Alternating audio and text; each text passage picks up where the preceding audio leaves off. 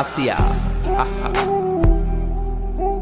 আল্লাহর সামনে একবার মাথা নত করেছে, পৃথিবীর কোন শক্তির সামনে মাথা নত করে নাই। আসিয়া এবং ফেরাউনের ফিনান্স মিনিস্টার, অর্থমন্ত্রীর বিবি লুকিয়ে কালিমা পড়েছে, সাইয়েদনা মুসা আলাইহিস সালামের উপর ঈমান এনেছে। ফেরাউন শুনে দুইজনকে ডেকে নিয়ে আসলো।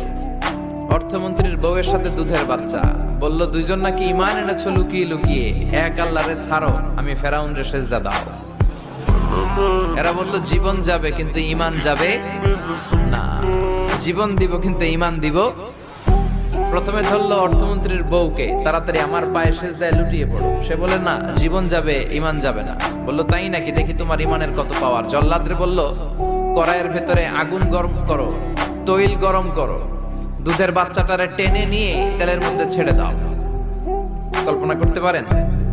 দুধের বাচ্চাকে মায়ের বুক থেকে ছিনিয়ে নিয়ে তেলের মধ্যে ফালাচ্ছে, বাচ্চাটা রোস্ট হয়ে যাচ্ছে, আর বাচ্চাটা বড় মানুষের মতো মাকে বলছে, মা চিন্তার কারণ নাই, এটা উত্তপ্ত তেল নয়, এটা জান্নাতের বাগান। ভয় নাই মা, তুমি চলে আসো, তুমিও লাফিয়ে পড়ো, শাহাদাতের পেয়ালা থেকে মিষ্টি সুধা পান করো। মহিলার ঈমান আরো বেড়ে গেল। সে বলল আমি, জীবন যাবে ঈমান যাবে। ফেরাউন বলল তোর ঈমান কত আমি দেখে নেব। এই মহিলাটাকেও উত্তপ্ত তেলের মধ্যে ছেড়ে দেয়। বাকি রইল ফেরাউনের বউ আসিয়া। আসিয়ারে ফেরাউন বলল, আসিয়া এক আল্লাহর ইবাদত ছাড়ো, আমারে সেজদা দাও। আসিয়ারও এক কথা, জীবন দিব ঈমান দিব। ফেরাউন বলে আসিয়া তোরে উলঙ্গ করব, বউ হয়েছিস, আই ডোন্ট কেয়ার।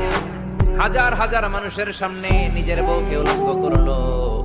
তক্তার মধ্যে উলঙ্গ বউকে শুইয়ে হাতের মধ্যে পেরেক ঢুকালো, পায়ের মধ্যে পেরেক ঢুকালো। এক একটা পেরেক ঢুকায় তক্তার মধ্যে ছিদ্র হয়ে ঢুকে আর ফিনকি দিয়ে রক্ত বের হয়।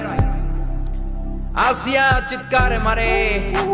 ফেরাউন বলে তাড়াতাড়ি আসিয়ারে তেলের মধ্যে ফেল।